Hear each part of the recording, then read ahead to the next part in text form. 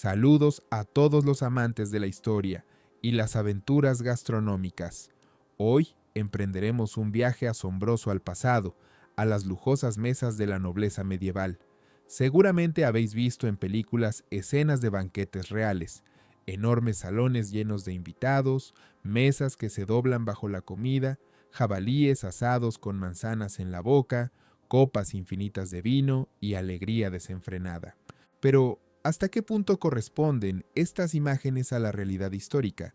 ¿Realmente comían los reyes y duques medievales como nos muestran en el cine?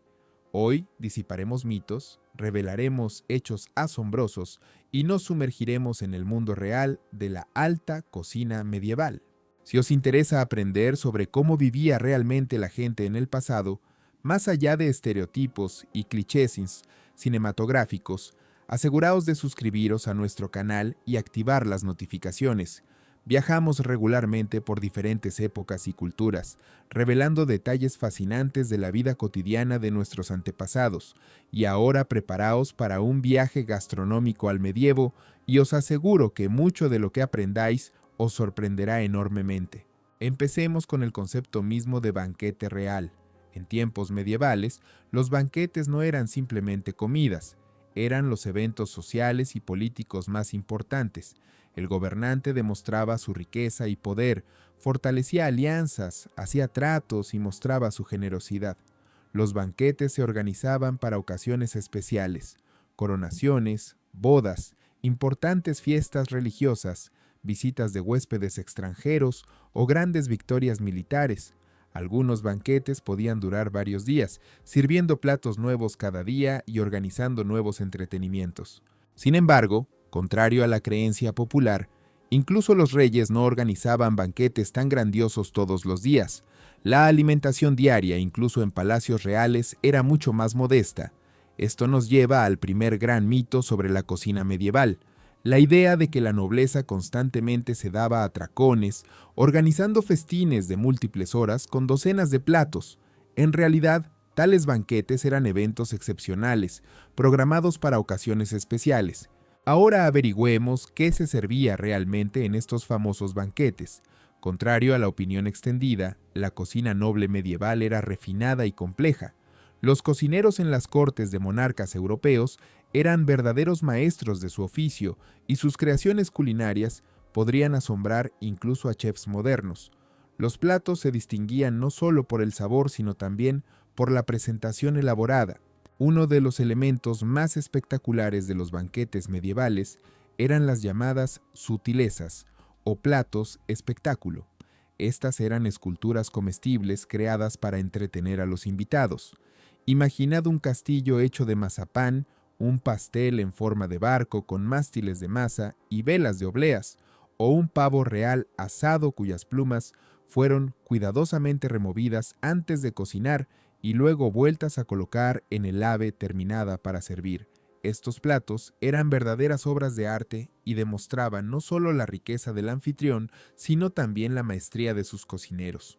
Contrario a otro mito extendido, la aristocracia medieval no se limitaba a carne asada. La dieta era sorprendentemente diversa.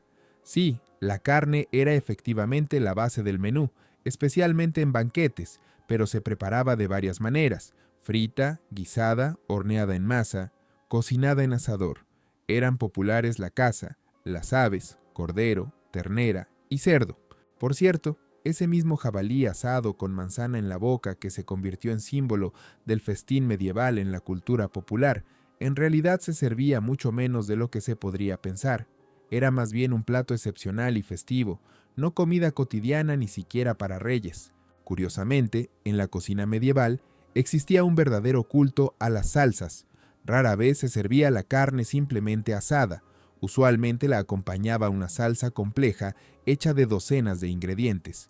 Estas salsas, a menudo, contenían nueces molidas, migas de pan, vino, frutas, miel, especias y hierbas.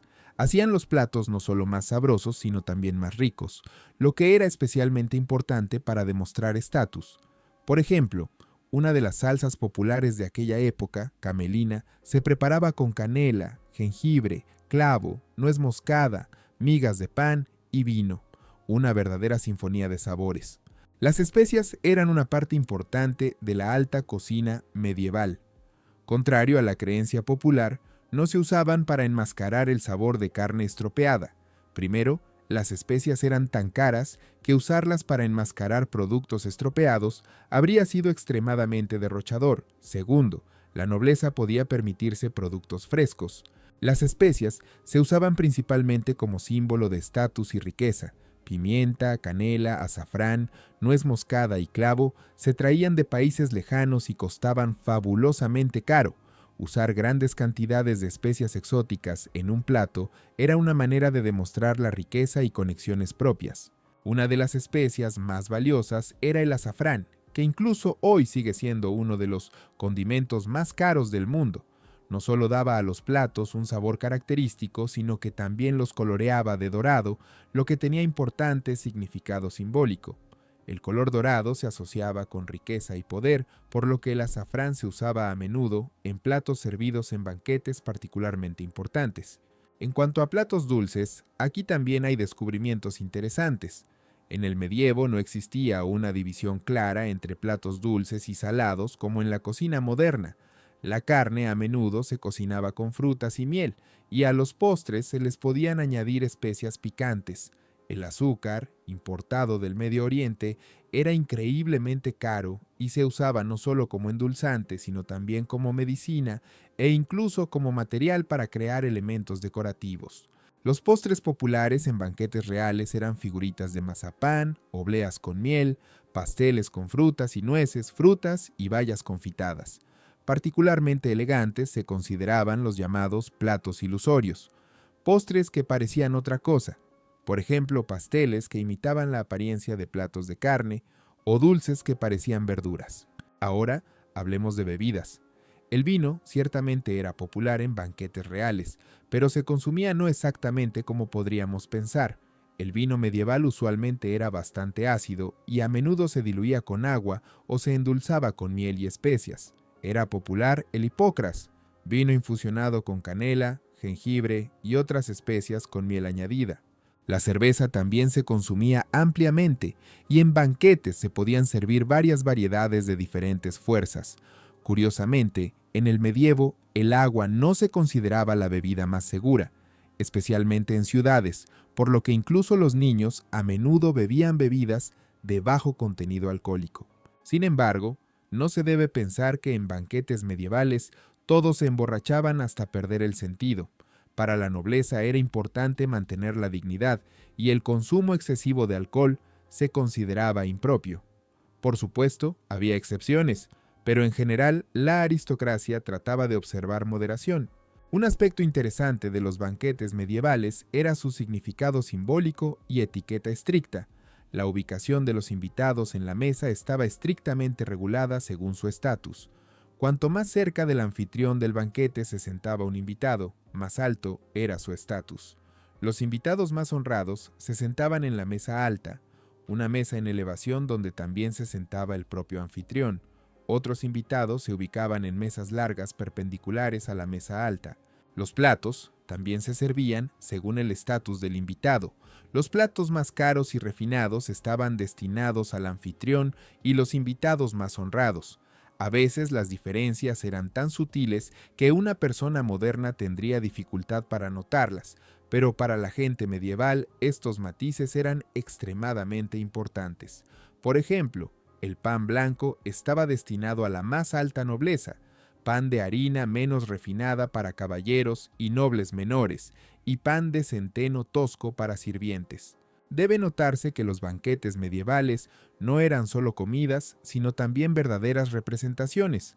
Entre el servicio de platos, los invitados eran entretenidos por músicos, acróbatas, malabaristas y bufones.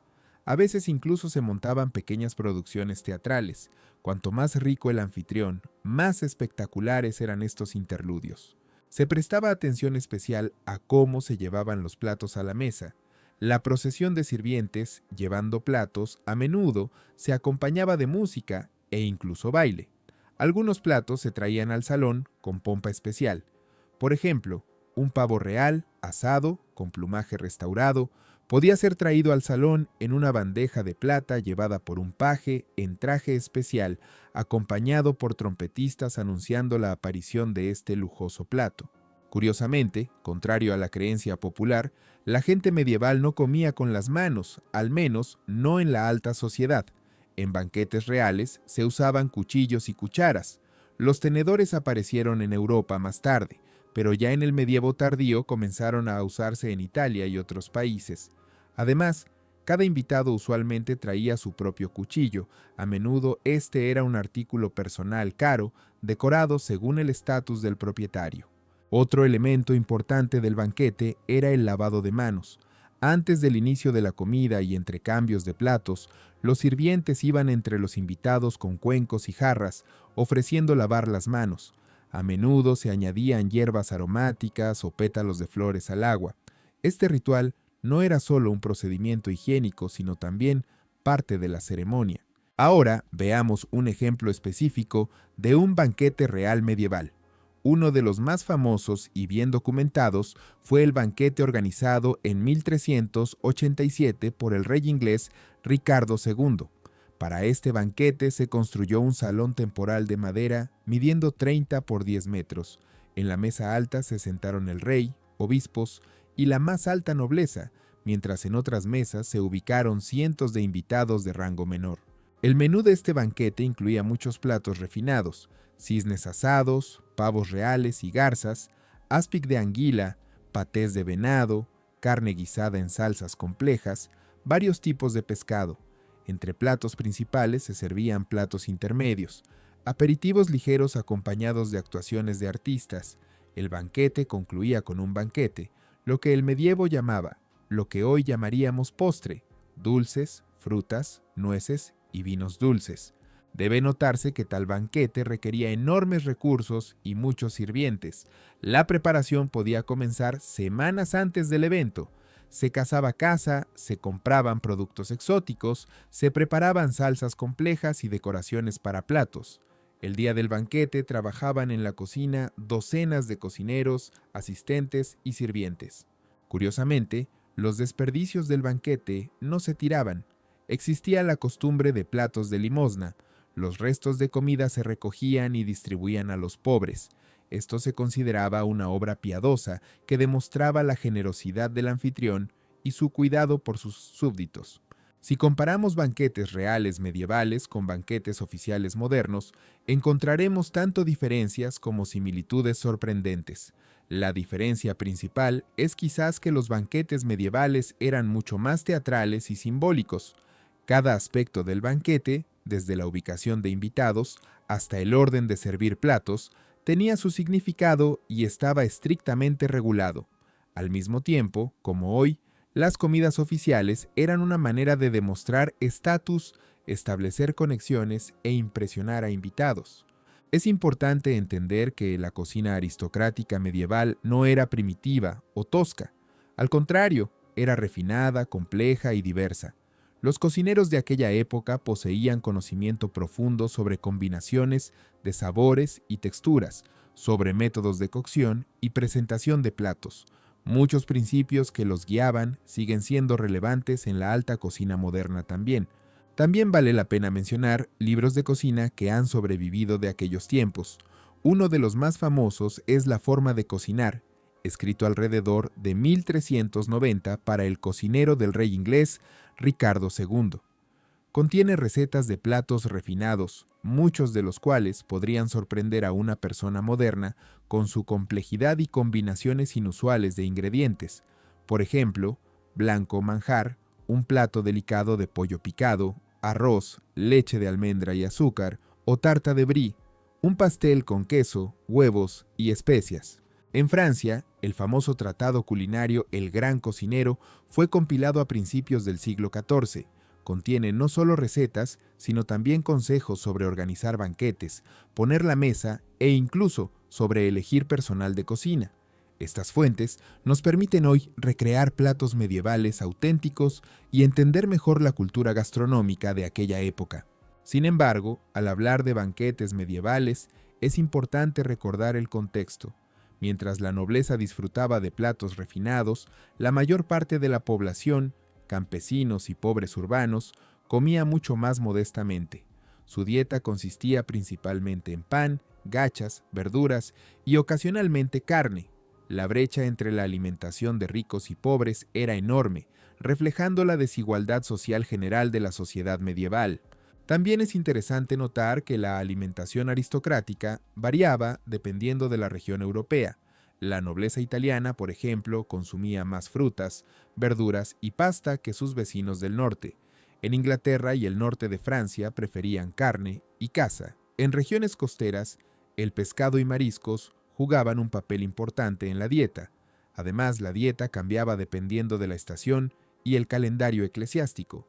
En días de ayuno, de los cuales había muchos en el calendario medieval, incluso en mesas reales, la carne se reemplazaba con pescado y verduras. Hablando de banquetes medievales, no se puede dejar de mencionar un aspecto tan importante como la vajilla.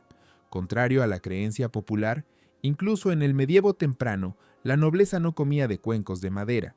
Para banquetes reales se usaba vajilla lujosa de plata y oro, a menudo ricamente decorada. Especialmente valorados eran productos hechos de cristal, de roca y piedras semipreciosas. La vajilla de vidrio, especialmente el vidrio veneciano, también era muy valorada y era indicador de riqueza. Cada invitado usualmente tenía su propio plato y a veces una copa personal para beber. Otro aspecto interesante de los banquetes medievales era la teoría médica que influía en la composición del menú. La medicina medieval se basaba en la doctrina de los 4 humores, fluidos en el cuerpo humano: sangre, flema, bilis amarilla y negra. Se creía que la salud dependía del equilibrio de estos humores y que los productos alimenticios podían influir en este equilibrio, ya que poseían sus propias propiedades, calientes o frías, secas o húmedas.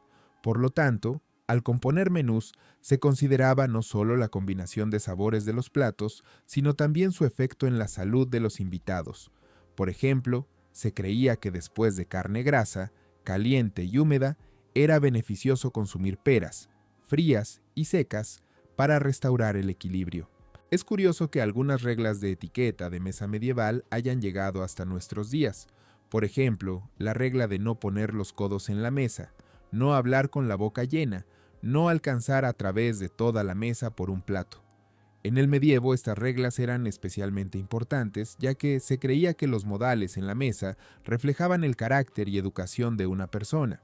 Resumiendo nuestro viaje gastronómico al medievo, podemos decir que los banquetes reales de aquella época eran mucho más complejos y refinados de lo que comúnmente se piensa.